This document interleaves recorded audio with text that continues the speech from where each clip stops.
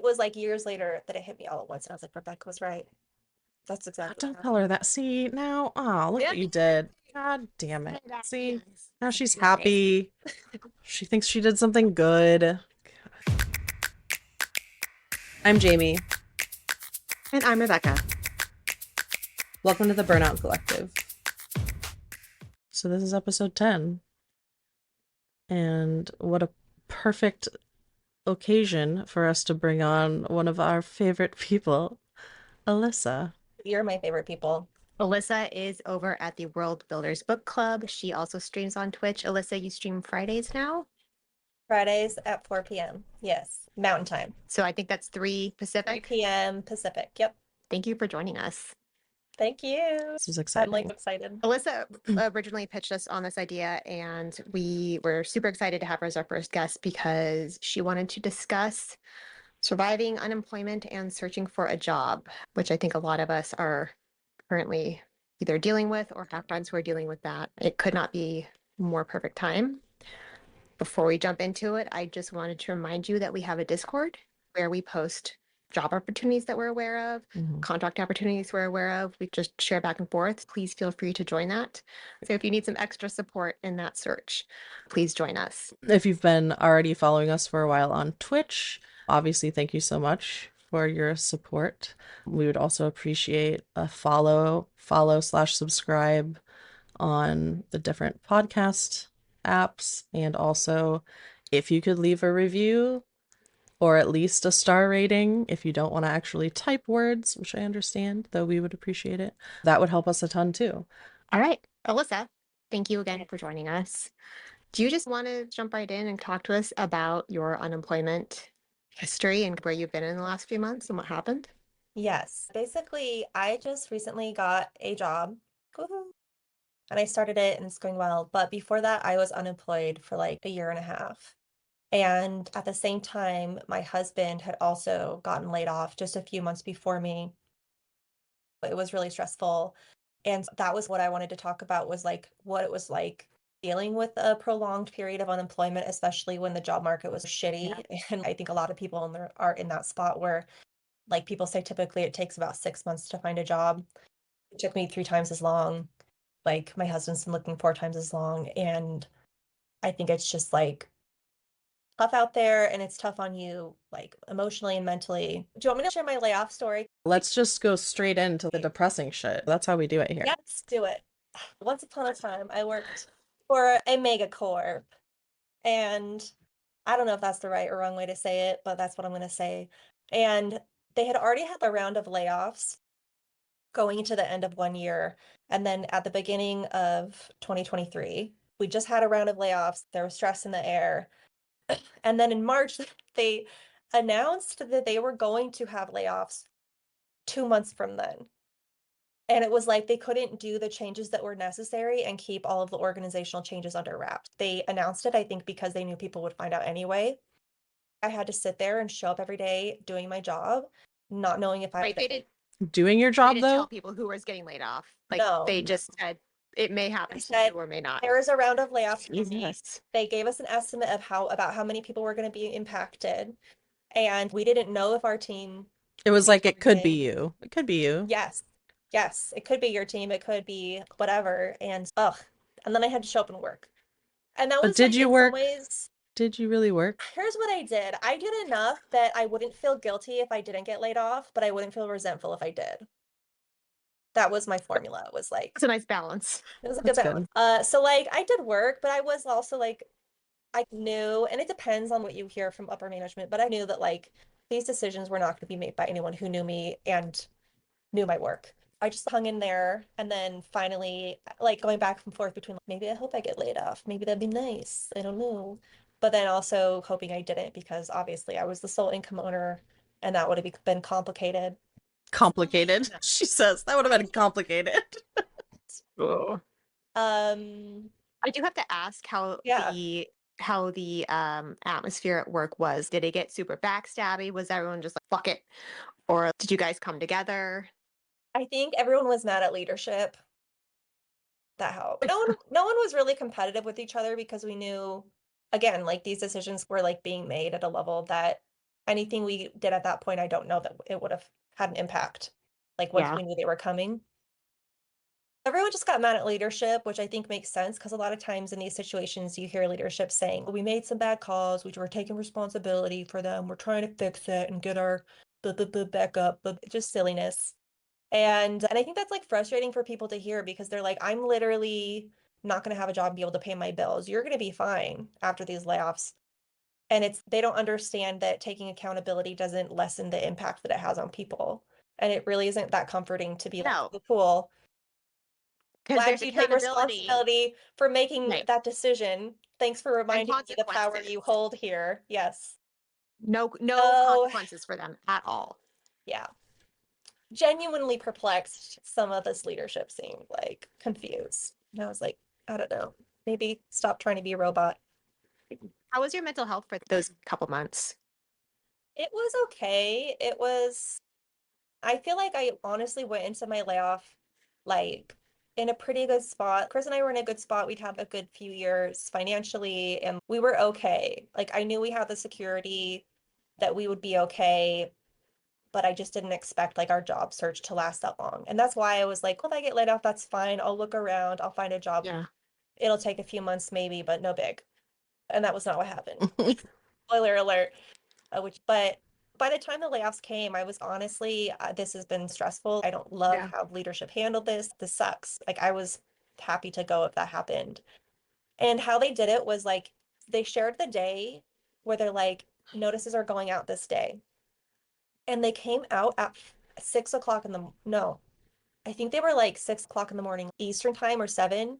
I got mine in my inbox at 5 o'clock in the morning. And I That woke is so up fucked up. because I couldn't sleep, obviously. I woke up that morning and I opened like my work email and it was like, we are sorry to say that you have been impacted by the layoffs. Jesus.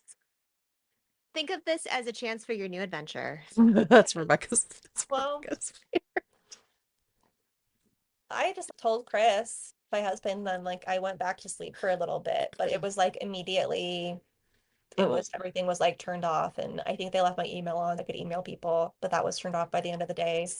Jeez, you could Right. read it and just Yeah. I love it. Like I've never Soak it used all my in. email a day I worked there, but that's where I'm going to be sending like all of my goodbyes on. I don't know. yeah.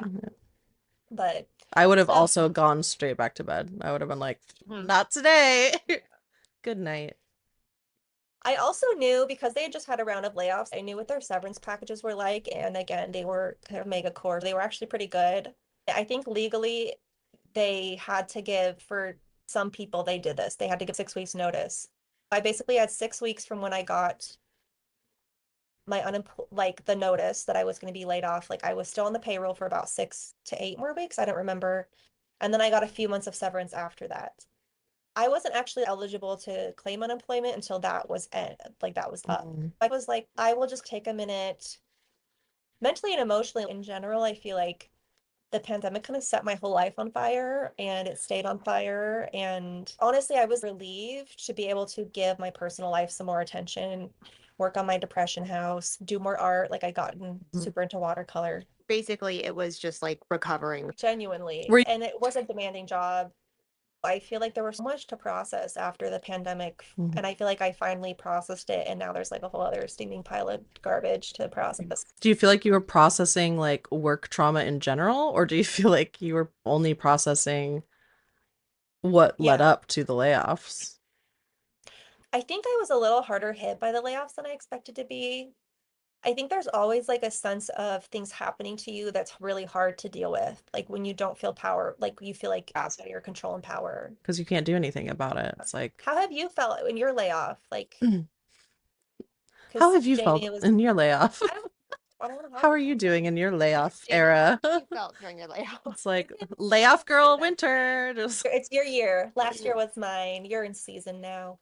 I definitely feel I was the same as you in that I was very much, I think even listening to episode 1 when we were pushing it to the podcast feeds, I think I even say I just need 2 months off work. I need a couple months off work just to get my shit together and just honestly have a breather and have a break and recover my mental health a little bit. And it got to the point where just shit was bad. And I was telling people closest to me I wanted to get laid off. I was like wanting to get laid off. What happened, and there was like an initial sense of relief in a way, but then immediately I was taken down because it wasn't like I just got laid off. My entire team and a whole other team got laid off. And with my team, very close to this day, very close with those people. I knew some things that people were going through and dealing with, just even in their personal lives. And that was really hard. That brought me a little back down to earth from being like, I don't know, from like celebrating. But I don't even know. Rebecca maybe knows more than me. I feel like it was like a week or two later where I was frozen. You were concerningly happy. I was very relieved and I was like happy, but then I feel like after a couple weeks of being laid off, then it started to set in and I was like, "Oh, this is And happening." then I, yes, and then you just disassociated a little bit. A lot. I had like, I had a period of that for sure. Rebecca, I made this on Canva at 3 in the morning. What do you think? Like, oh, wow. She was like treating me like I was like her kindergartner. It's really good, Jamie.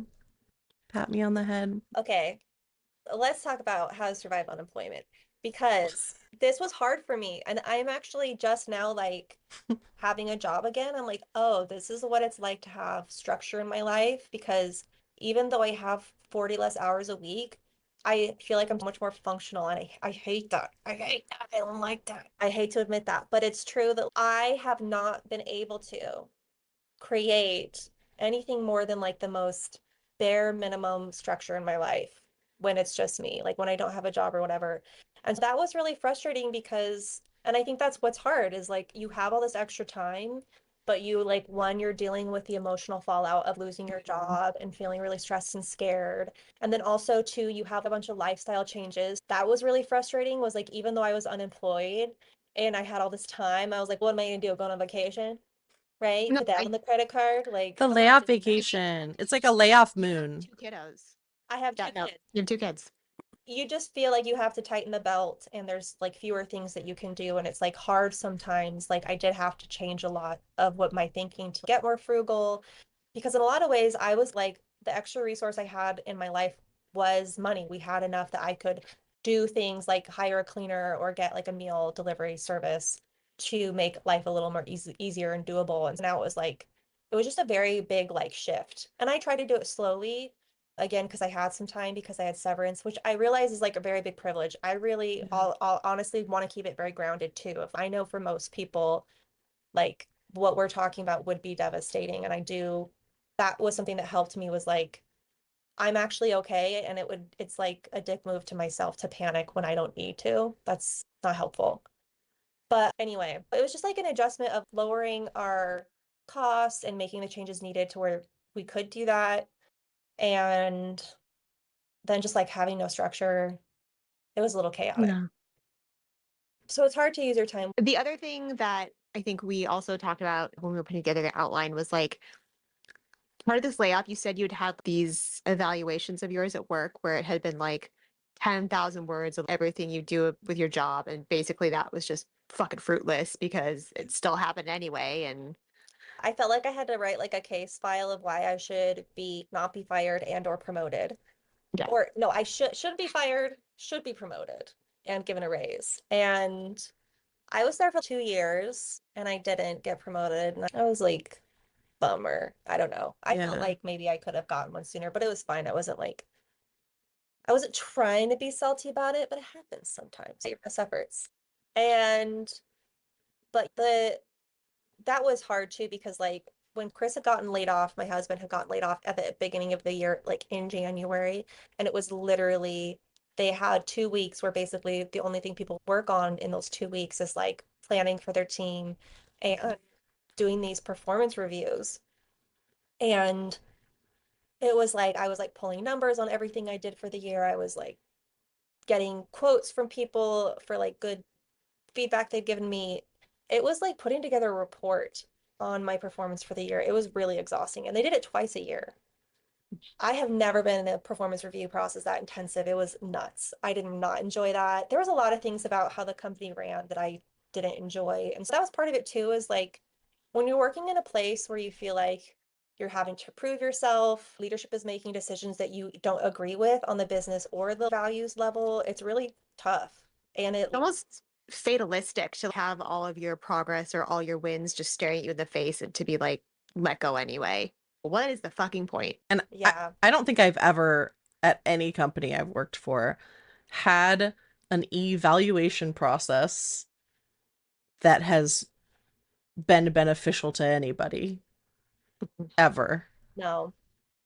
The one nice thing about it is it was one of the few documents I got to take with me when I left. And because it was detailed, it was like very easy to put the stuff from that onto my resume. That is really But cool. that was I like do like that. the only benefit. Thanks for making me find these numbers. I appreciate it. And I always push too, because often, and maybe you guys did it differently there, but often it's only your manager. It's like your self-evaluation and then your manager's evaluation of you. And I think that peer evals are good if done the right way. Because it's my manager may fucking hate me. I work with these teams and my team and my direct reports every single day, and they love me and they can see what good job I'm doing. And it's, I want that in there. Even if it's anonymous, even if it's just, we know you work closely with these 6 people on other teams and your team. We're going to send out a questionnaire and we'll get feedback back anonymously and include that in your eval. Rebecca's just smirking like she hates this. I feel like the only There are too many, sorry, there are too many work nemesi for that to even be like an option for me. But Rebecca, that's a you thing, okay? That's a you thing. Oh God, no. Nemesis. I love that. We're Sorry, technology Elyssa. driven and document everything to ensure blah blah blah, eat a butthole, basically. We make data back decisions. Oh my goodness. Have you ever been asked for data to back up your strategy or your plan? Oh, all the time. I literally just put together an editorial calendar today with data and numbers and percentages. And She loves that I keep shit. saying Sick. this. She's sick. No, I keep saying this. If college aged me saw what I do now, she would jump off the fucking bridge. She'd be like, what are Yeah. you doing with your life? She'd be like, what's the point? What's the Right. point? Why? It's especially funny when you're like, I shouldn't have to get data. We know this, but Right. okay, I will. But it makes the people who have to present the data look good and the other people, and it's just, I don't know. Sorry. Yeah, no, I get it. The job search, I was like, you know what? I'm going to be laid off, but that's okay. I have a good severance package.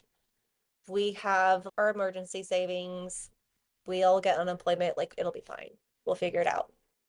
We're both looking for jobs. One of us will find something. One of It us did is not gonna happen. find something. I know. Which brings me to the current job market and how brutal it is, especially I think for people who are like in the tech and media sectors, which I think is where most of like we and most of our peers are, is And they not to in mention, media or tech. unemployment, depending what state you're in, is miserable. There are some probably states that are more generous, but when I was unemployed in Arizona, I was capped out, and then the people who could get it, I think they were capped at Jamie, what was it like 200 a week or something like that? It was some ridiculously awful low number. In It was something gross. California, it's capped at, I think it's like 250 a week. Wait, What? no, that's not right. Okay. No, that is I right. have to tell you because it was like they have this and it's supposed to help you, but that's okay. The maximum is 320. Sorry, so it's 320 a week. Okay. And like, if you make too much, you can't even get that. And so you're fucked either way. It's just, I think if you make over the threshold though, I think that you all get the 320. You know what I mean? no, I was denied. I'm glad you were not denied though. Sorry, I didn't mean a tangent, but it was just No, it is having to go through that miserable. process Oh, is they didn't miserable. give you the max amount? I didn't get anything. I was denied unemployment Oh. because they said I had made too much, which no. And we just didn't get any at all, but like the people who Is played it with them, like, because you had two incomes, maybe? I think so. Yeah. Still, That's messed up. I'm trying to figure that Yeah. out. Okay. I That's just sighed and went, whatever. No, anyway, but like the unemployment, and again, I don't know how it is in Utah, but you have to do the thing where I applied to this job this week, and Yeah. you have to list all the activities. And then if you're unemployed too long, they like call you and they like they like had me upload my resume and they like looked through it. And it was nice in some ways because it was validating of, okay, you're clearing the minimum of what a resume should be. But I'm like, Yeah. yeah. I did suspect that I would. And now, but it was nice because she was like, it sounds like you're doing everything you can. All right, go ahead. But it is awful, especially if you have ADHD, just like remembering to do it every week. And if you don't, you like kick Certify every week for your benefits. Yep. And the website sometimes doesn't work. That's what's happening to me. It's great. Yes. And especially during the pandemic when they're like, no one answered the phones and none of the websites worked and you couldn't get a hold of any person and you couldn't go in their person. They're like, they just did not answer the phones in Arizona at all. It was insane. not fun. And then just like looking for jobs, again, I just expected to find a job pretty quickly. And I did get like I was probably getting a few interviews a month, Mhm. which was more than Chris, who like Chris is a developer. And I think that's just no one, it was a lot less people hiring. No, they're just hiring people in India for, Or they're like waiting to see if AI will work. I don't and know. it's gross too, because then like we just pay them nothing and we get this Yes. whole team and it's unethical. And it's Yeah, just, and I feel like the same thing is happening to writers and editors. They're like getting replaced by one person in AI. It's sad. there's literally job posts I see hiring editors to edit AI content. It's like, What? Which is I'm just gonna have to start applying for some of those guys. I've been avoiding them, but I think eventually I'm gonna have to start applying for the AI jobs. It's, hey, can you please edit and train this AI to be like a human writer and editor? I'm like, I sure can, John. Here I come. Did you internalize those like interviews too, Elyssa? Did you internalize if you didn't get the job or if you felt it didn't go well or if they didn't bring you in? Was it hard yeah. to be like, it's okay next time? I think it was hardest for the first few months that I started actively looking. Once my severance ran out, I started looking and claiming, but I did enough to claim my unemployment. I was like, that's good enough, literally by law. It's good enough. And then I was like, at the beginning of 2024, I started looking more in earnest. But it was because I hadn't gotten results. And I think that was what was hard was like, I wasn't getting results. And so then I'd do a little extra. I'd like turn it up 10%. And I'd be like, okay, that's fine. I'll just try a little harder. And then another month would pass getting no results in terms of getting interviews, but not getting results. And in terms of a job offer, and I'd be like, okay, I don't know what I'm doing, but I'll turn it up more. And then there's those like inevitable periods where like I wouldn't hear anything for 4 weeks, and then I'd be panicking, and then it's just up and down. And the worst And part is you're panicking and waiting for that, and they could not give a shit when they get back. yes, Like for you, it's an emergency and urgent. For them, it's just another fucking thing they have to cross off their list and they put on the back burner until they are actually forced to do it. I don't even know. I had other times where they're like, we're hiring urgently. We really want to get you in. And I'm like, great, that works for me. And then I didn't hear from them for 4 weeks. And when I finally did, they're like, we put the position on hold. We might be hiring in 2 months. And even when I followed up 2 months later, which I'm like, I hope I have a job by then. I didn't. They're they didn't respond. It's just I was discouraging. And it was just again, it was just completely different than every other job search I've had in my career. Maybe like the only time that was comparable was like to when I graduated college in 2010, 2011, which was Ugh. still just a couple years after the recession. Yeah. And I didn't have experience. I was applying for like entry level jobs. And I had such a hard time getting a job then too. That was the only other time that like I'd experienced anything like it. It was rough. And it was rough to come from like a mega corp that looked really good on my resume and to feel like I had made some like compromises with myself to stay there and then I get laid off thinking it'll be good for my resume and then it wasn't. And I was just like, okay, I see. And I think that's like a hard lesson we just learn sometimes in life of you can go for something that looks like success on paper, but it's once you get it, it's you're like, that was a shit show actually. and I don't feel successful despite that. Oh, it Yeah. was weird. I know. It was rough. Yeah. No, I was just gonna say, I know, like, when we were talking about this briefly, like, just earlier this week, you had said for the first time in your career, for the first time in all the job searching you've done ever, you were really feeling like you had to be perfect. Like everything had to be Yeah. perfect. And it wasn't until like you said that, but like obviously that really resonated with me because like, now I'm bringing it up. But it really does feel like that. And I think thankfully I have been laid off before, but thankfully I think I took for granted that I do have a lot of connections and I would get scooped up right away if a company was sold or if I got laid off. And then this time, though, it just seems to not matter. And it just feels if I don't have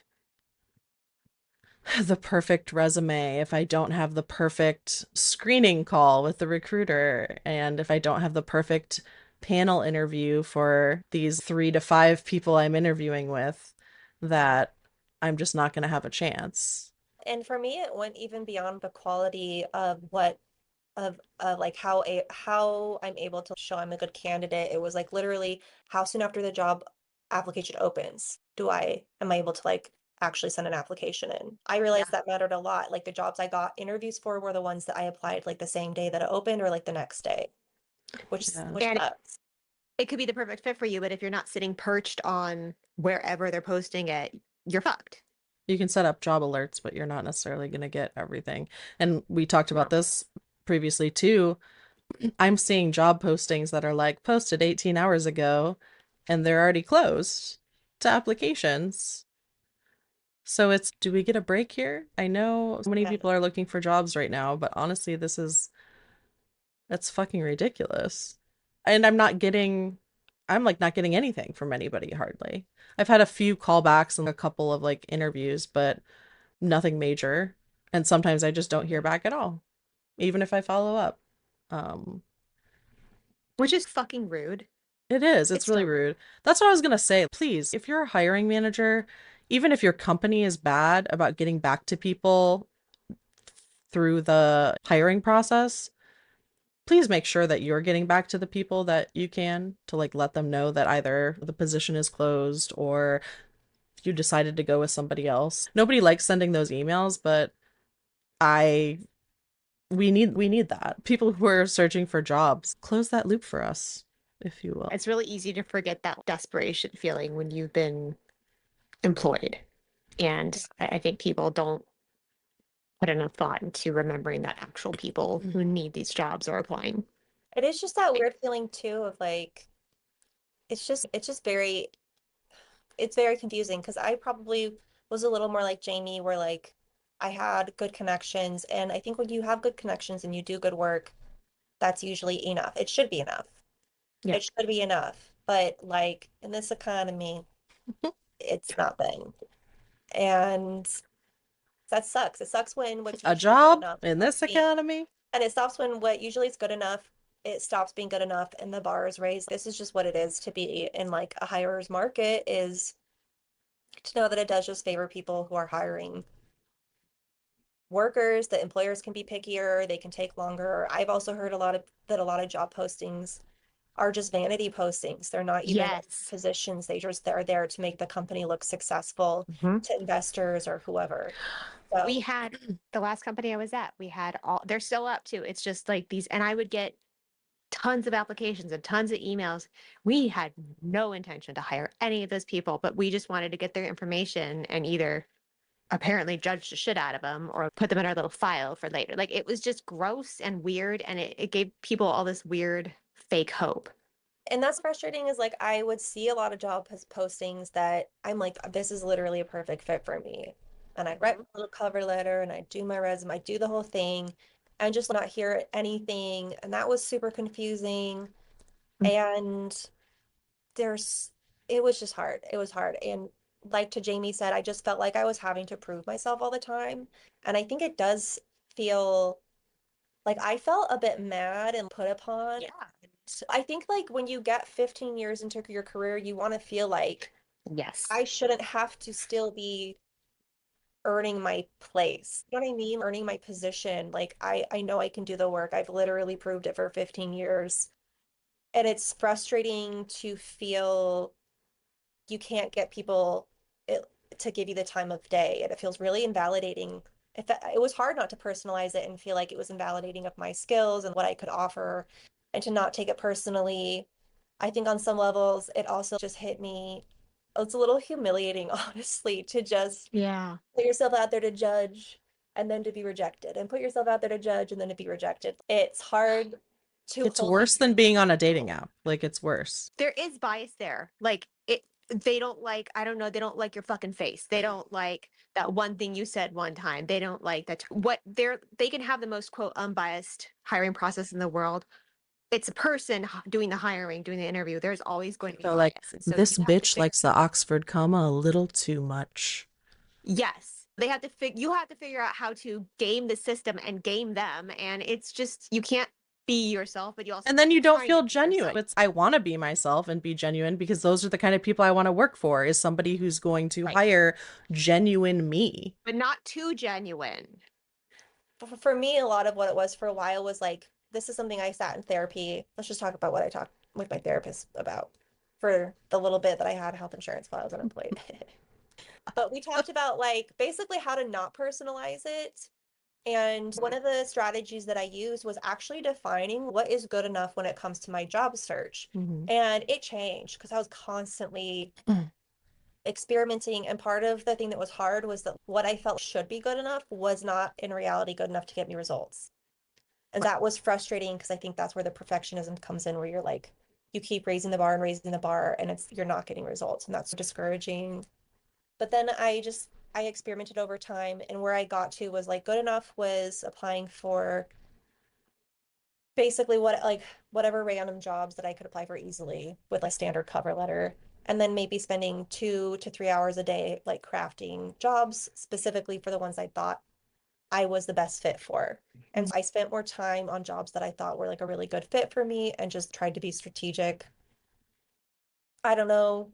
Again, it took me a long time to find a job. But And that was hard. you said something really profound yesterday. It was like you had to admit to yourself that you weren't ab above being like in this position. Is that Yes. some Yes. I don't want to, I feel like that sounds weird. no, and I I'm think sorry, I didn't mean to make it sound no, no, bad. Like, no. It's not bad. I felt embarrassed when I realized. I was like, for me to think that on some level, I must think I am like above this.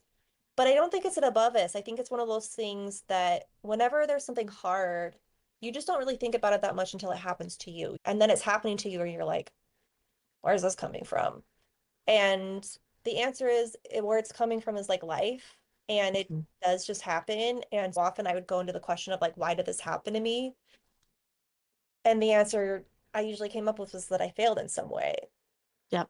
And the more correct answer was like, this just happens to people, whether they're capable or not, whether they're successful for a certain amount of time. The economy just goes to shit and people lose their jobs sometimes. And it doesn't mean anything about those people.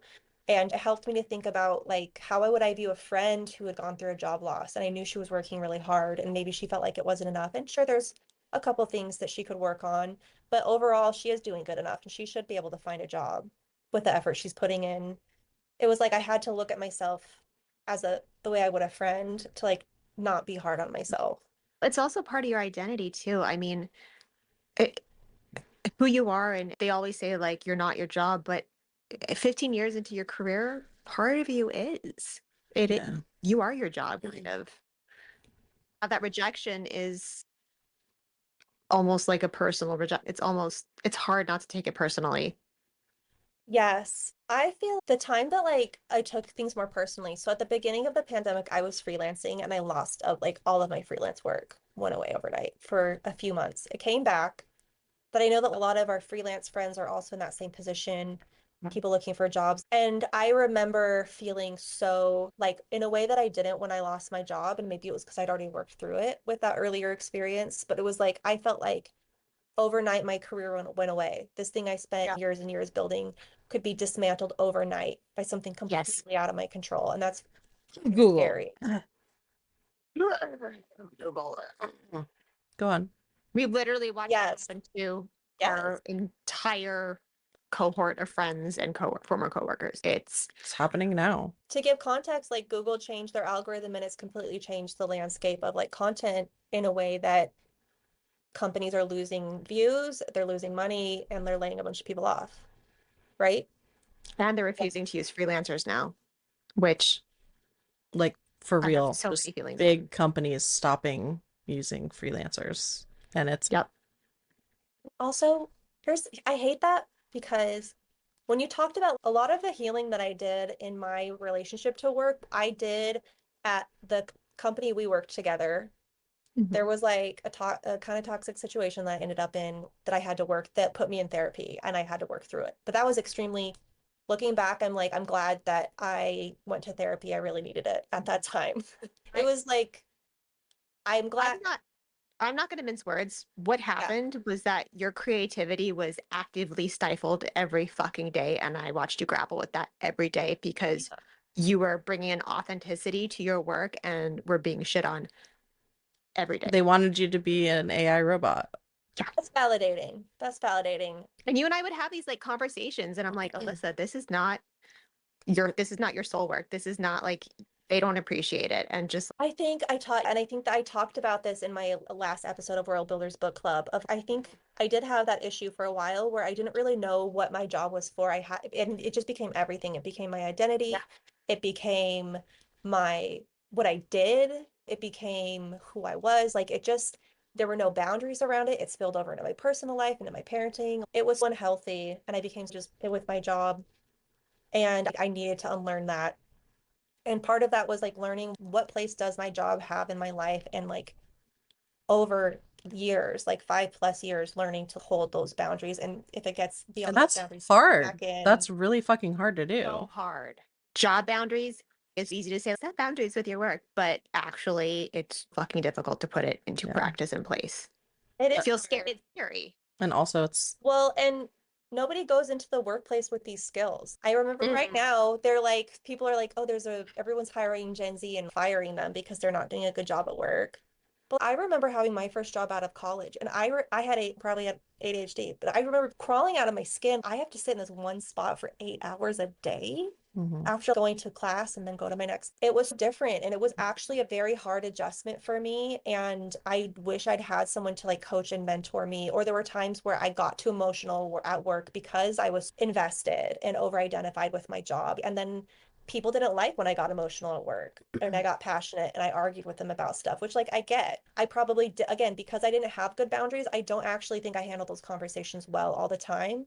That's what it really helped, was like putting my job in its place helped me have a healthier relationship to my job, but it also helped me manage my job in a way that was like people responded to better because I wasn't so invested. But I also have to say Gen Z is much healthier. Like they are much healthier Yes. with their work boundaries and I applaud them. Like they're like, I'm not working for fucking free. I'm here from 9 to 5 and I will take an hour for lunch and you will pay me. And it's just like they are worlds in a way different from the anxious millennials who have been told that we've ruined everything from the workplace to fucking paper napkins to whatever else we fucking ruined. Like I applaud their work ethic, honestly. But I was just gonna say, I think one of the bigger problems here is I don't think you meant to touch on it, but you did. At least you sparked it for me. Is leadership and mentorship, especially when you are first joining the workforce. And having appropriate workloads and support, which is part of leadership.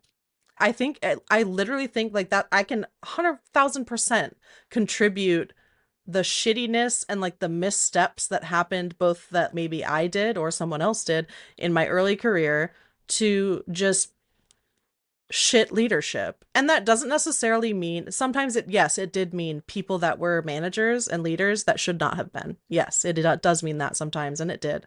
But it also meant people who are managers and leaders who were like brand new to it, and they weren't given the tools or the training or the coaching or the mentorship themselves to be able to be a great leader and be a great manager. I think there's maybe one company I ever worked for. I don't even think they went through with it, but they discussed having a mentorship leadership program for the managers and doing like maybe some manager trainings. And I know we can all be like, ugh, I don't need manager training, whatever, but I would 1,000% go because I think that's important for everybody to have that's going to be in a leadership position and not making excuses. Because, like I said, yes, it was a lot of times just shit people who were put in management roles that should never be managers to this day. But some of it too was just like not having the tools and not having been mentored themselves. That lack of support trickles down too, where if they're not being given the tools and the time to appropriately do their job, or the like, I sign off with you, you do your strategy your way, or whatever, they're not being powered to do their job, they're not going to be able to turn around and empower their team to do their jobs and to Right. understand like how to unblock them, how to give them appropriate training, how to figure out when they need training, like how to even figure out what the problem is. Like I just literally, I remember, okay, do you remember? It's fine. I remember like at the company we were at, I remember sitting in a meeting with my manager and it was a remote company. And so I suggested, I was like, I think everyone's working overtime and you don't know. And, or I had heard from people that they were working a lot. And I said, I think everyone's working a lot. I was like, and I said, I should be able to do my work in 40 hours a week. And currently I can't. And the workload was insane at that point. It was too high. I And remember. and so I said this, and she was like, I don't think that's true. And I'm like, listen. And I was like, okay, listen. I guess I've heard from people that they're feeling like they're in the same boat as me. I don't know for sure, but I think it's worth investigating, and I think you should figure that out. And I like made us a couple suggestions. As And per then my last email, is what I Elyssa know, and said. it's frustrating to feel like you do have to manage up, but it's a better skill than like just having to. I am glad by that point I had the skill to like assert myself and be like, this is an unreasonable workload. Even that was a skill I had to learn on the job after dealing with a lot of workloads that weren't good. The worst part is you were right. That's the worst part. You were right. Like Yeah. we were tracking everyone's output. And if they didn't hit a certain, then it's like the problem child. Like you were 100% correct and you're just being fucking gaslit into I don't know what you're talking about. No, You're right. I don't know. I was right. I'll take it. You're It's just, anyway, I forgot what I was gonna say, but workloads, crazy. Just people deserve to be supported. And sometimes you do have to slow down and put the support in place, sometimes you do have to slow down to be able to actually do good work. It is worth it. It's just discouraging when you know what you need to do your work and like leadership won't listen. I think that was what you said, is it really does come back to leadership. Mhm. If they don't listen and what more can you do? They ultimately, and that sucks too, of being a manager, being in the position where like you have a lot of responsibility for your team, but you don't have the authority to actually get them what they need. Mhm. So we were going to talk about job applications and Alyssa's super fun job application tips. Uh, I think one is decide what's enough. Hold yourself to that. Like genuinely put in a good effort, but don't be too hard. Don't like once you do that, if you did that much and it's not getting results, like, don't beat yourself up. That is my number one thing, is just be kind to yourself. Your job search is going to be a while, and the number one thing, it could be take a while, and like protecting your sanity is really important, and also protecting like your self-respect, your good opinion of yourself. Yeah. There were a couple of times that like I would take a break from searching for jobs for a week or two. So if you need to do stuff like that, like it's okay to go harder some weeks and then not so much on others.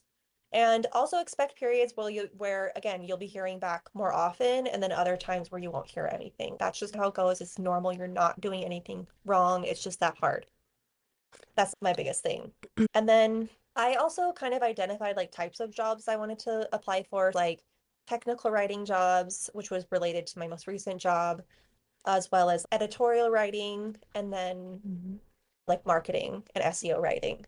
And then I tailored like a specific resume slash cover letter template for each. And it took me like months to put this together. Like I didn't put this together all at once. I gave myself a while to put everything out. Like I was like, I used the same resume for a while till I had these.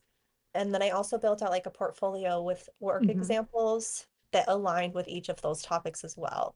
And that was really Smart. helpful because I felt like I had to cast a wider net than I normally would and apply for like jobs that I was like, I know I could do this job, but can I get the hiring manager? to believe I can do this job. That's always the Do you have the hard clips to thing. back it up too, to show them, hey, I have experience in this? Yes, or can I, for example, with technical writing, it's a lot of walking people through processes.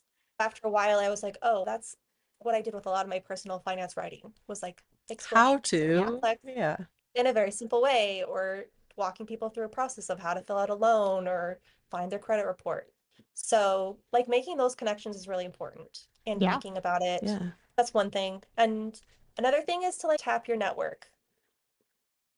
Amy and Rebecca have been incredible. It's us. As We're your network, yes, dear listeners. you are my network. This is us. Come to the Burnout Collective. If you don't have a network, if you don't have support, join us on the Discord. We get it. We'll be here. I think that's an important point though, because sometimes you don't always get to decide when you get laid off. It's not always at the most convenient time. And there have been times where my support system and network has been in shambles, or I was depressed and self-isolating and I didn't talk to anybody in a long time. And that might have been a little bit where it was when I was laid off, where like I had been so busy working that I had fallen out of touch with a lot of people. I also had been in a slightly like I'd been gone from personal finance writing to tech writing. And so I wasn't in the same space, like work, like industry space even. So I know to a lot of people it looks like I like disappeared off the planet. But when I like posted on LinkedIn sharing that I'd gotten laid off, and then every couple months I would, not every couple months, but every few months I would post, hey, still looking, here's what I'm looking for, like trying to be more specific. That's important. And I did get some leads for really good leads from that actually, That's what I and was gonna seeing ask. some, and having a referral is great. If you don't have a referral, a lot of times I'd look at a hiring company and I'd see if I had any connections. And even if they were people who like I knew because I'd met them online or like we talked on Twitter, I still would reach out and say, hey, would you mind if I used you as a referral? Because a lot of times they would say yes. I was thinking this all throughout your journey that you shared with us. How just isolating and how alone you can feel just doing a job search, period. Like whether or not you got laid off, whether or not you are living with a partner and kids, whether or not you have a very supportive group of friends or colleagues or family, it's on you. So it can still feel like isolating, and that can get a little bit depressing, I think. You're just like, it's all up to you. Whether you get a job, it's on you. And It's then really everyone wants to know hard. how it's going. And when it's not going, you're like, I just really don't want to fucking Yeah. talk about it. And you know they're trying to be nice, but also I don't want to talk about it. Or like sometimes you're like, oh, I have to talk about it. I have to ask for help, Mm. or I have to be honest, like I'm struggling, or like I got to the point where that was a reality where I was like, if so by the time I got my job, it was if I hadn't found something by the beginning of this year, like just the past month, we probably would have had to talk about like making some tough decisions. Do we start planning to move and sell our house? Do we pull some money out of retirement accounts? What do we do? Unfortunately, I got this job, but don't feel like a failure if you're in those positions where you're like making really hard choices. It's sometimes that's just what you have to do. And it like sucked. It sucked to empty my savings account. It sucked to dip in, like we did dip into some investments to try and just have to cover bills. It was just a very long time that we were without like a full-time income. And it's hard. It's hard to build a security or to not have security and then to have to figure out how to make this work. Sometimes I still think about like how much of our net worth just being unemployed for a long time lost us, like the missed earnings, the opportunity costs of being unemployed. It's again, maybe this is just because we work in the personal finance space. It's infiltrated my brain in a way I Yeah. cannot undo, but it's hard not to keep that kind of mental math. Mhm. That's actually something I'm working on is not doing that as much because do I need to hold a grudge against myself for all the money I've cost Oh, myself? or self doubt. For other people, yes. Yes. I will hold a grudge about how much money you cost me. For myself, I forgive Okay. That works. graciously. Rebecca, just for you, not me, just you. Yeah, I will blame you. She Yeah. has a ledger. But that self love, though, like I think therapy, just as someone who's been there as well, roughly around the same time, like learning how to be kind to yourself is hard. It's It's very so difficult. difficult, especially when you're having trouble untangling yourself and your job self. And the Yeah. imposter syndrome, that's something I was going to bring up is, Oh God, oh yes. my God, that is what I was not prepared for, is the fucking insanity. I think last time I got laid off, I was lucky enough to get a job very quickly. I don't think I had time for that really to set in, but literally it's just like every day now, like every week, I'm just like, am I good at this? At what I've been Yeah. doing for almost 15 years? Yes. This is where I like would keep track of my wins. So if I got an interview, hell yeah, that's a good signal. If Mhm. I passed a writing or editing test, even if I didn't get a job offer, I'd be like, I know my work's good. It was good enough to move on. It is important, even if it's not a final job offer, you're hired. Yeah. Celebrate every step of the way that you make it further Mhm. because these are signals that you are on the right track and that you're doing good stuff. If you're not getting that, it might be time to like analyze, I'm strategize. just ready for Elyssa to be like my career coach. You know, I would. I would, well, Did you this was something that I mentioned was like the importance of asking friends. You can ask friends to look at your resume and career coach you. They will do it. I would do it, Jamie. Rebecca charges though, you guys. Just keep that in mind.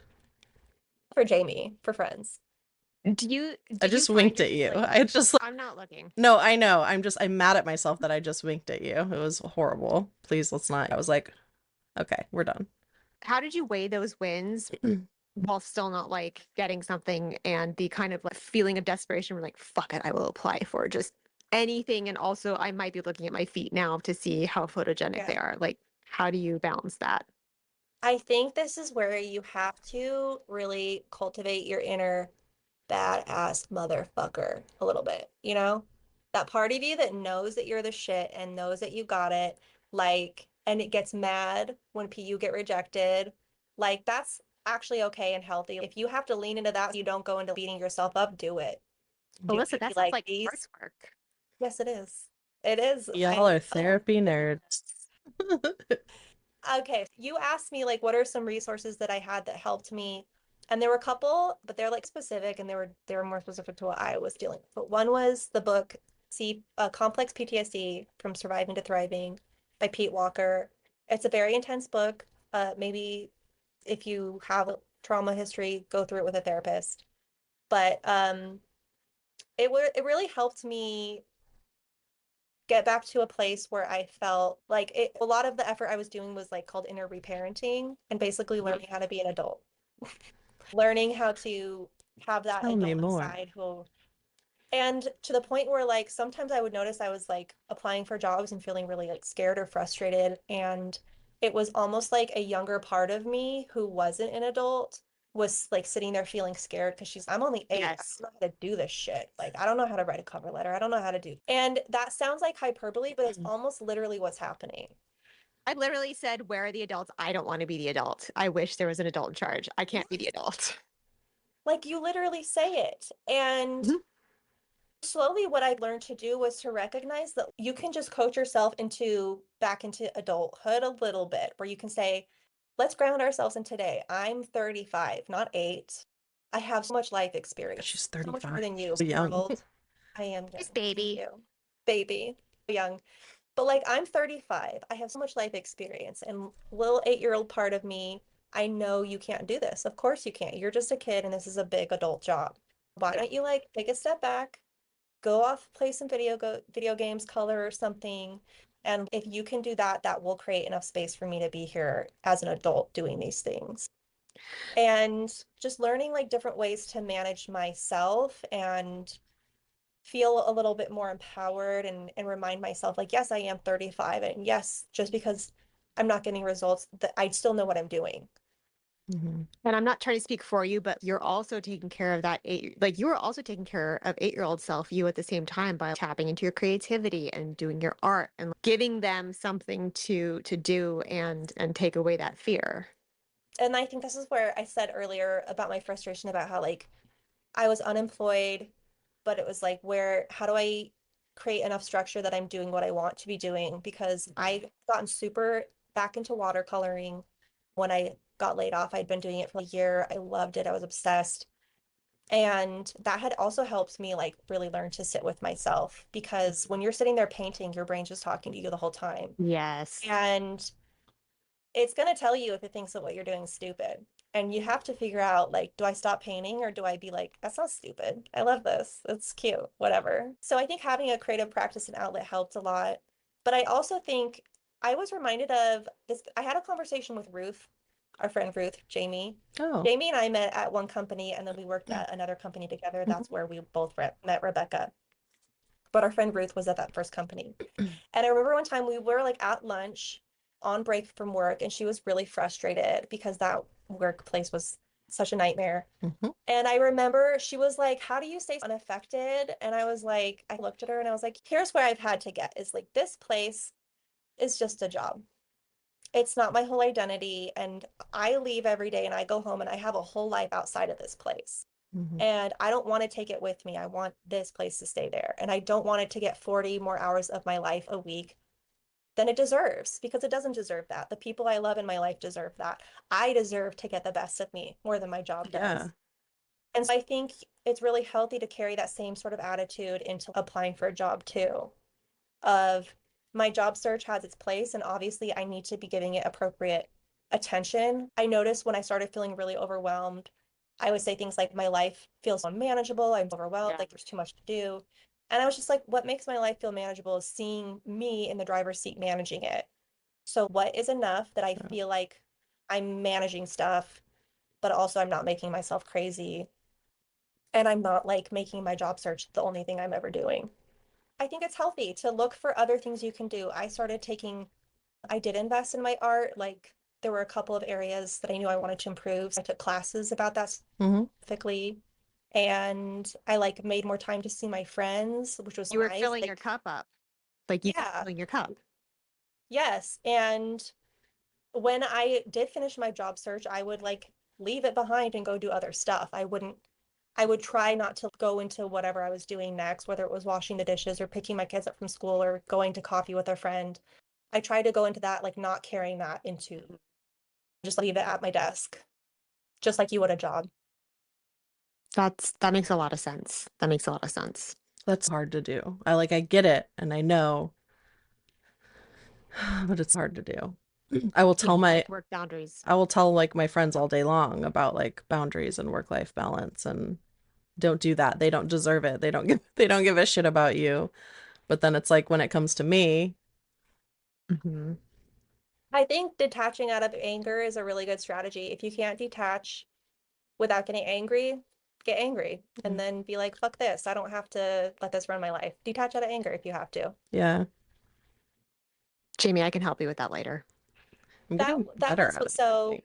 in reparenting myself too, I want to say, because these two sentences like unlocked my whole life. Mothering is creating experiences that nurture a belief that life is a gift.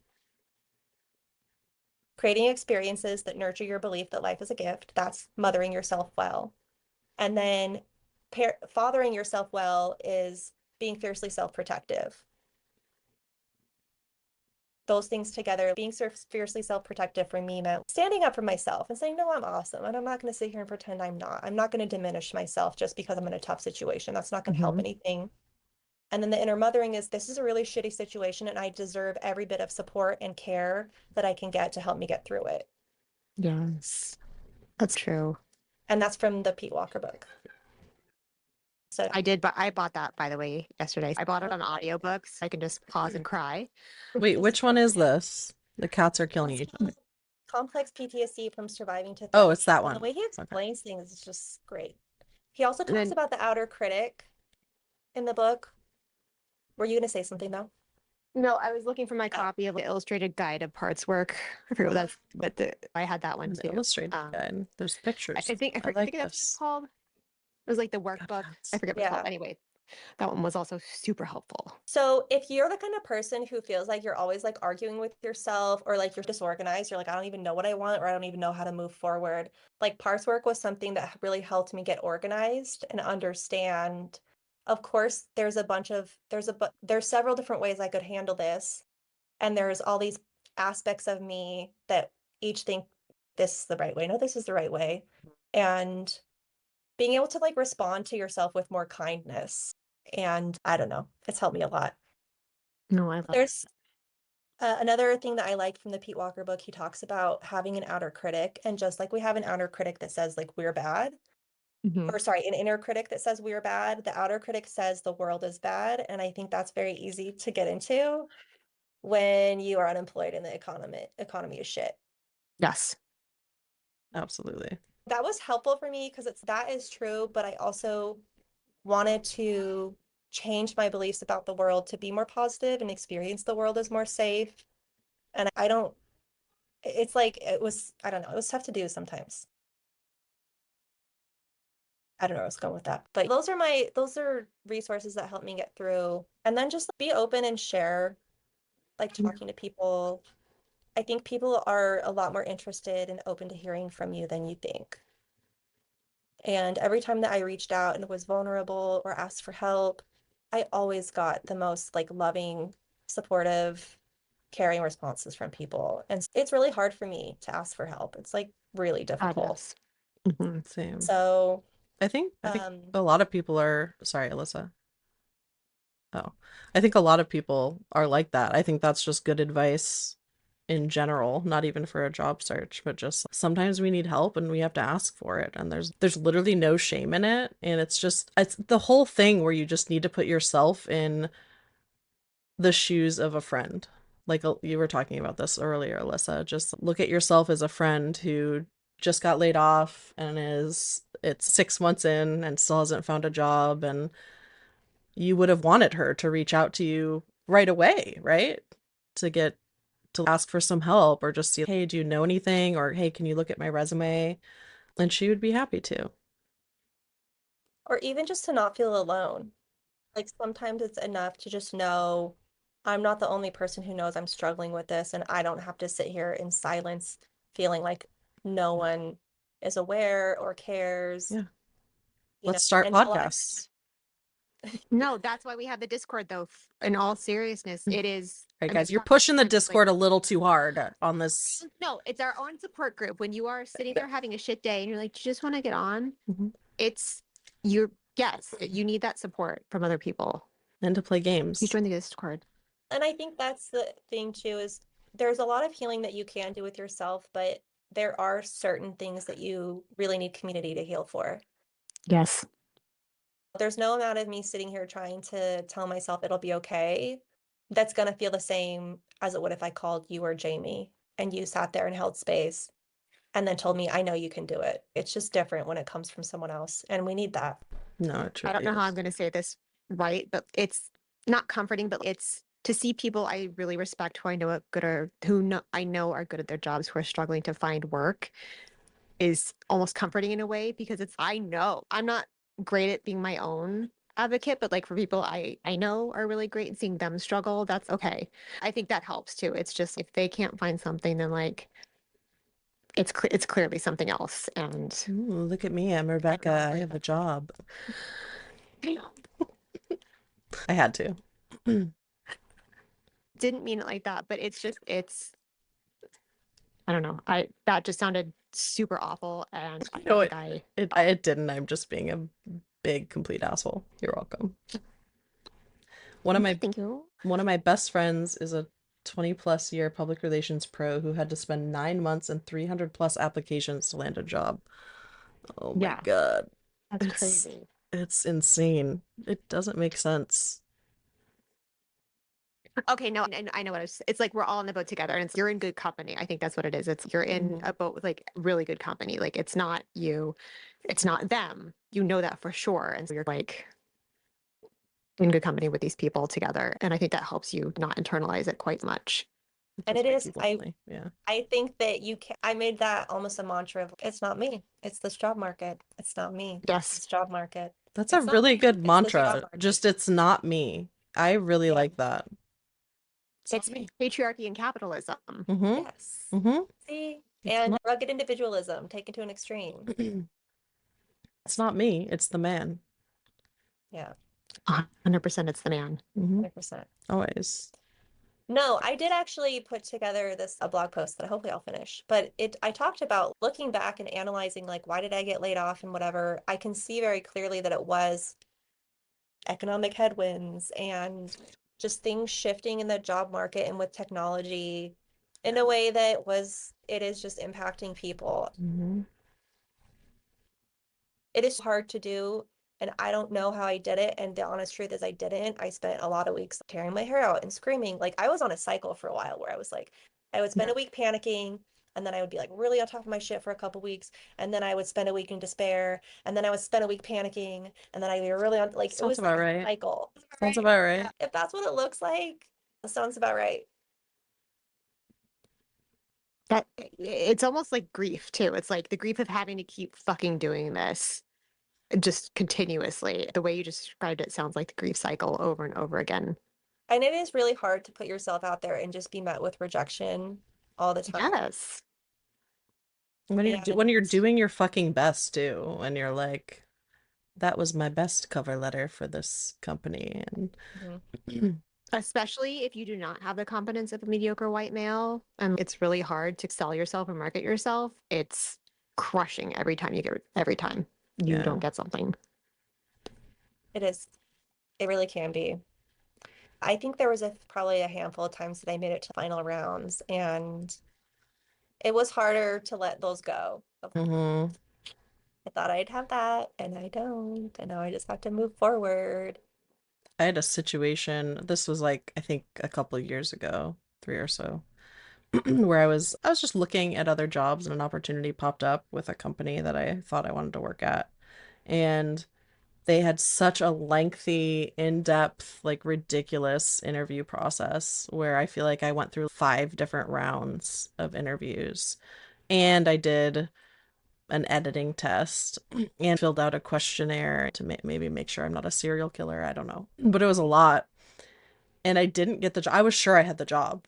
Everybody was telling me how much they loved me in the interviews. You can see it in their eyes when they're like impressed with you. And you can hear it as they communicate with you that they're like, oh, you're smart. You can do things. Okay. And I was so sure. And then I didn't get it. And I was devastated.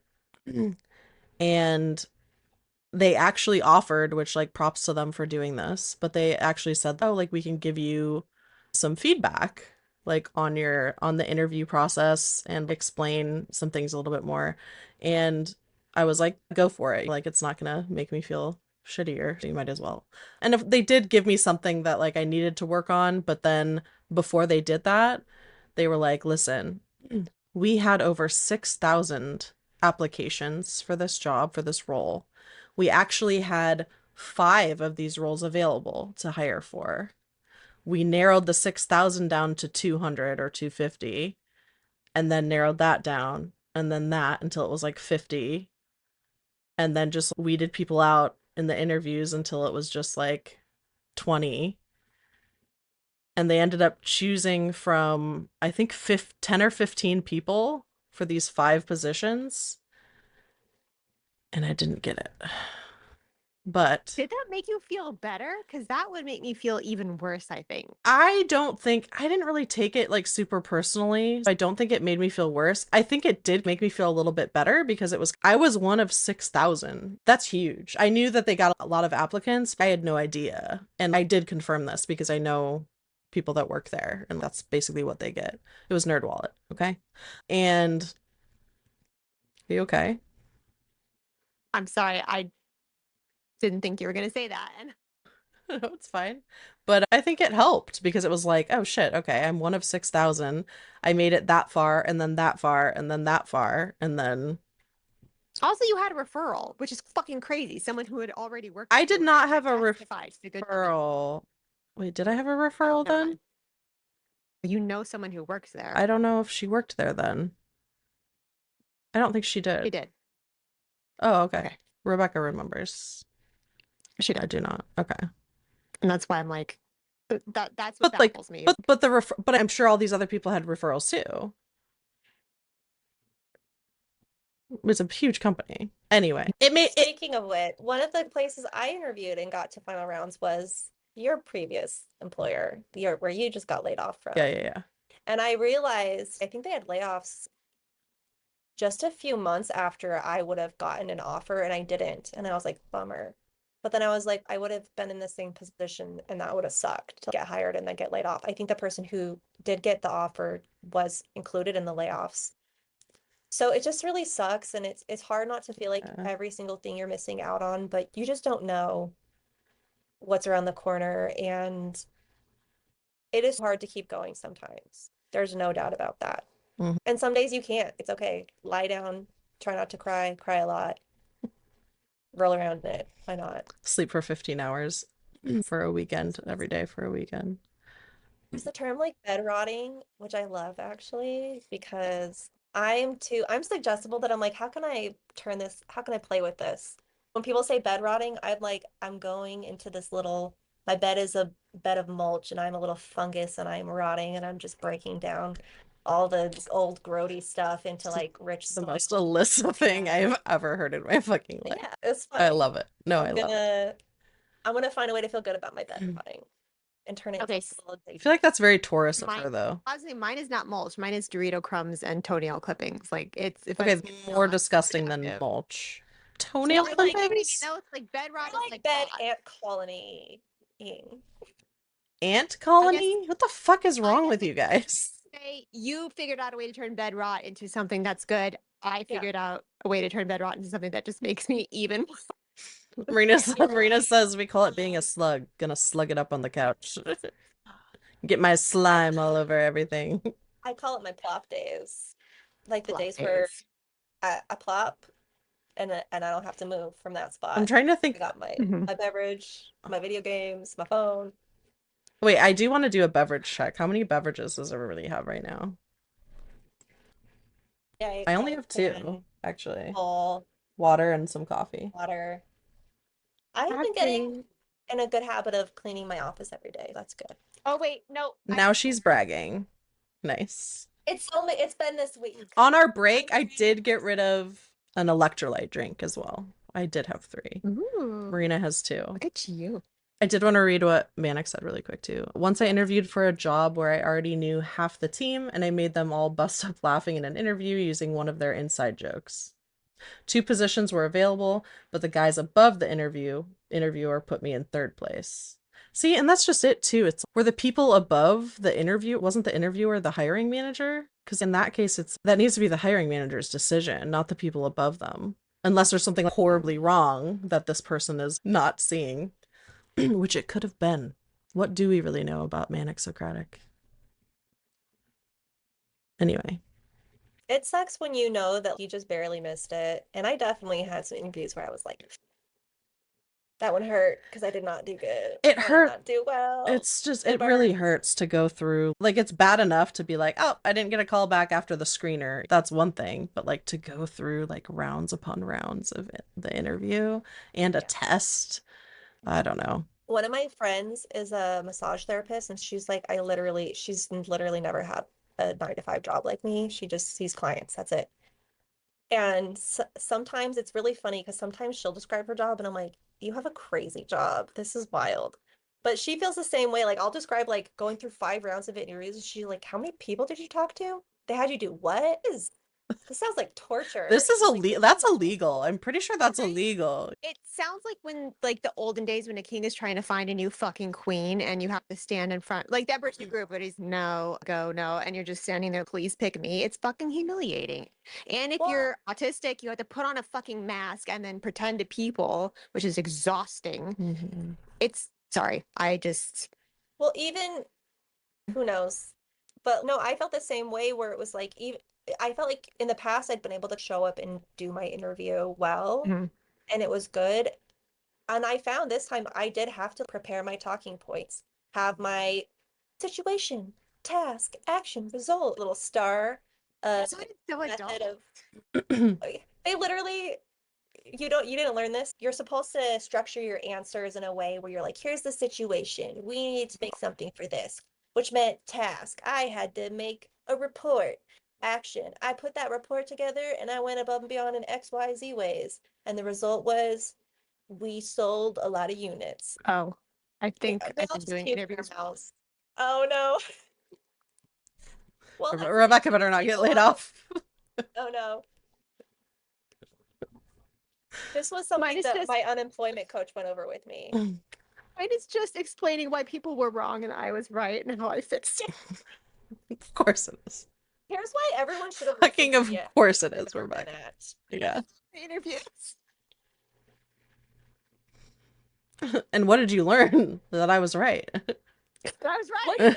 what do you say when people ask you like what's the weakness for you? Or tell me about a time where you met like you didn't do Delegating. well at work. Oh, delegating is my weakness. Delegating I'm shit at delegating. because they're gonna do it wrong. I don't say that, but I'm usually It's like, here's my deep flaw that has cursed me my whole life that I now have a very effective system for. Thank you. Ooh.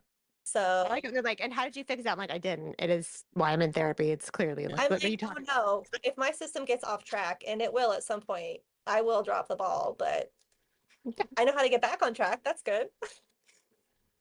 you like to I see it. You can see why maybe I fail some interviews. I really don't. A little too honest for my good. I do remember, Rebecca, one time I was like, they asked me if I had this experience, and you're like, lie, lie. I do. Which I don't know. It's hard to Every do. SEO director I know has done that for their fucking job. Just do it, Elyssa. Every Like, just man do it. I Just know lie. has done Every that. man I know has done it. You do it too. If they just Google it or they have someone else do it, you can do that too. Listen, we're not Yeah. condoning that you lie in job interviews, but sometimes you gotta do what you gotta do.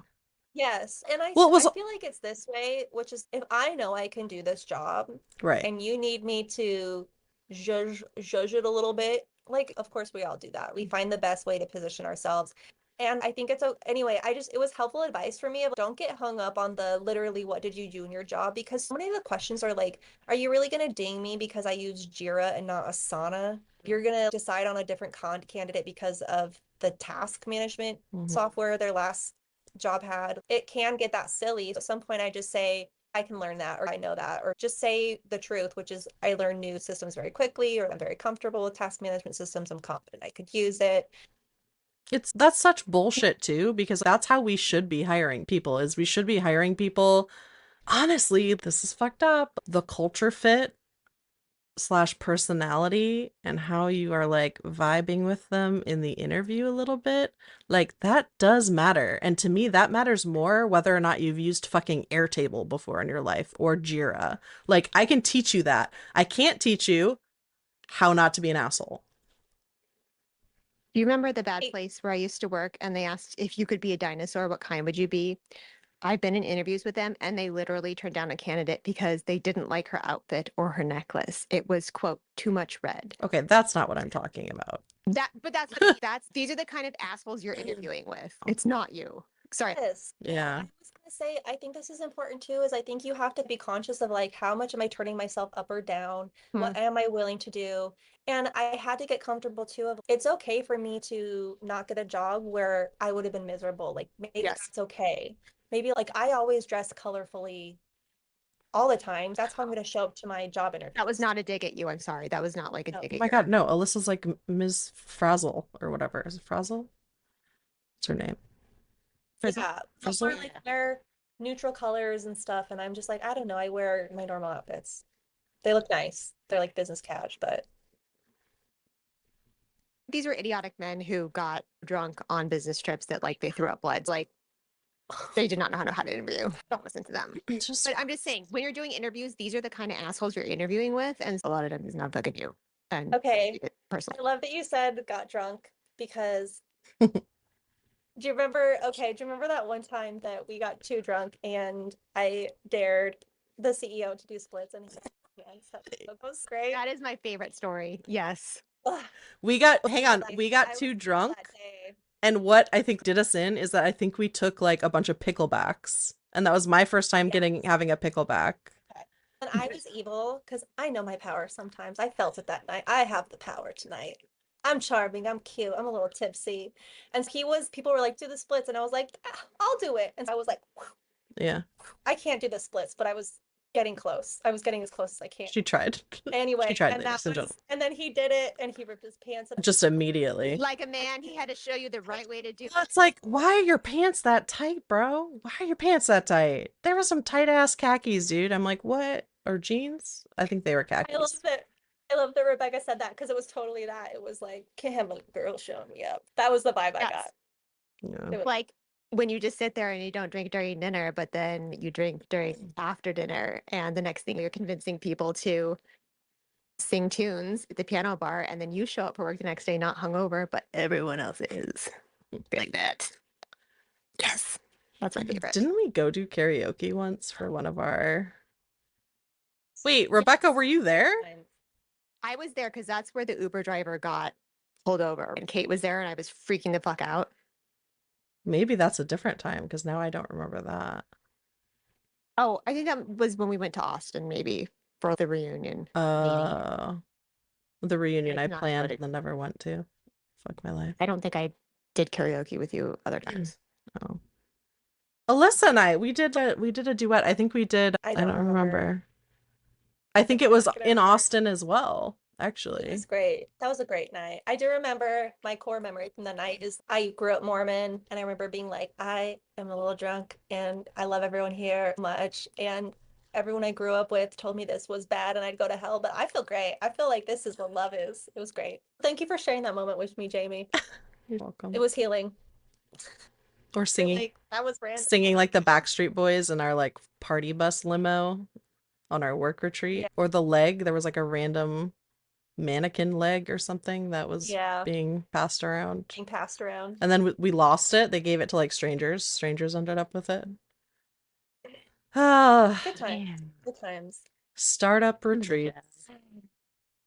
I miss you guys Definitely. though. I miss like Having other people pay us to see each other. Mhm. That was nice. It's really nice. it was really nice.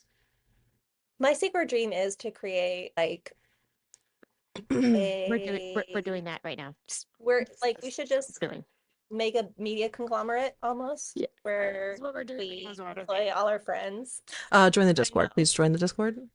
Yes, That's what do you think we're doing here, Elyssa? building an empire This is it. or a rebel alliance. Yes, also that. Ooh, thank you. Thanks, Marina. Absolutely. Got it. Look at that Yes, I can't fucking wait to brain. meet all my friends again. Oh, I should say our new logo and this brain you see here, that is created by Adrian, AO Dev. Oh my God, shout out Adrian. Marina, can you if he's not in here? Maybe not. Adrian. And I also never shouted out Elyssa, which is hilarious. Oh, it did. Oh, it did work. Okay, I lied to Elyssa earlier. That's fine. And also, can you tell us again, Elyssa, Fridays at 4 p.m. Mountain Time, 3 p.m. Pacific, 6 p.m. Eastern. Yes. Twitch.tv/brave_saver. Yes. Mhm. And I read books. I'm trying to like And I read books. You sound like a robot. have And I read do. books. I'm trying to World Builders Book Club is I'm trying to basically give myself hope that the world can be better and that we can get there and we can build it. But I also genuinely believe that it can happen. Yeah. I'm a big believer in that. That's the only thing that's ever made it happen in the past was people showing up and doing it. I don't see why we couldn't do that now. Just saying. Yeah. Why can't we all be Martin Luther King? It's not easy. Not really, but Honestly, if we all just decide to go back, I read somewhere we could have just fucking floated in the ocean and eat fruit, but no, we decided to create capitalism, and I'd like to go back to that first option. the option before that was feudalism, which is just another version of capitalism. That's Fun. old-fashioned capitalism. Yeah. Oh man. I'm Thank you just for joining us. yeah. Go ahead, Jamie. Sorry. Oh, I was just gonna say I noticed the time. We're at about 2 hours. Definitely noticed the time all on my own. I am proud of you. Thank you. Thank you. Like, really, that was amazing. You did that. The time police, stand down. You did Yeah. good. I'm doing great. I'm doing great. No, this was great. And Thank you so much. Elyssa being our first Elyssa being our first guest. I'm sorry, I laughed because Thank you so much. She's our first. It's just perfect because we have a lot of Thank that is you. something we didn't talk about that I wish we did, but we can talk about that next time. We can talk about Here it. on. It's our fucking podcast. Just you It's can true. say it. Oh, I still think good. it's more involved. I was gonna talk about how Elyssa and I first met and then like into like how we all first met, but I feel like that's a longer story. Okay, that's true. And I did mention it. Like you and I met at a company, and then I went to the next toxic company that I didn't know was toxic, and I was like, Jamie, you should come with me. And that's Yeah. where we all met. Trauma bonded for life. Oh, And you guys are like my best friends too. I was blessed to have a front row seat to watch you guys handle work. I think that you taught me how to advocate better for myself, even if you weren't always good at doing it. I know we all feel like we could do better, but I hope you know that even if you didn't feel like you were doing the best, I learned from watching how you guys handled situations at work. I learned how to be gracious. I learned how to be human and like lead with empathy without being cheesy. You guys are just great fucking humans, and everyone who would work with you is freaking lucky, including me just getting to talk with you. And you can squint at me, Rebecca. It's fine. You don't have to accept it. You can just I put don't it think far you away mean from me. you. I'm pretty I sure do not mean me. you. She definitely means you. Stop being stupid. She does mean you. Again, you say that, but that shitty work situation I mentioned earlier, you were the person who explained it to me. Exactly. And it was like years later that it hit me all at once. And I was like, Rebecca was right. That's exactly what Don't happened. tell her that. See, now, oh, look Yeah. what you did. God damn it. See, now she's happy. She thinks she did something good. God. You just see through the neurotypical bullshit, Very true. the politics, the performance. It's hard, and you need people like that who will be honest with you and tell you the truth at work and who you can be real with. And it's life-saving. It really is.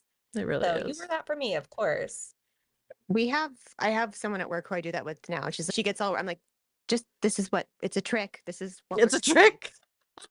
It's a trick. You don't have to do that for real. You just have to do X, Y. Just, oh, I'm like, just, it's to make them look good. Just, All right, just go through the motions and that's I literally just, you just go through them. Just I've do the told thing. direct reports that, dude. I'm like, all right, they Yeah. want us to do this. We're gonna pretend that we're doing it and we're gonna do what we know They're to gonna be the right realize thing. it's causing problems in 2 months and roll it back, whatever. Oh my God, yes. Just copy. We just copy and paste each other's stuff and then just change enough that it looks. Hi, Mom. My mom says, hi, girls. Hello, Mrs. Jamie's mom. And then Marina proceeded to shout her out, which is my favorite. Marina, I did actually have to text someone today and mention that I had to move the meeting because I was pooping. Did you tell them It's that? on my phone. Is that what you want to tell Marina? Yes. Oh, I see. I didn't see her say that. I was like, that was random. If you could test the waters, because if you're not gonna let me be human enough to poo, I'm having diarrhea. I have to move our meeting. So sorry. Best, Rebecca. yes, yes. We love you so much, Elyssa. We are glad you came on. Genuinely, thank you for being our first person here. It's Yeah. always lovely to talk to you. It makes me feel like we're better people talking Yeah. to you because you're just always insightful and thoughtful. And you Yeah. always have such really great things to say. Thank you. See, I love watching you guys. I love watching you guys because I'm like, because you just shit talk yourselves the whole time a little bit, which is funny. I get it. Self-deprecating humor. The best at it, you two are. But I'm like, the people watching you don't even know. They don't even know the intellect and power on display. They do not know. Oh, they will know. They would. They're learning. They're will. learning. You will. They will. Slowly but surely. Yeah. They're learning. No. Elyssa too was one of my I know I always harp on this, it's hilarious.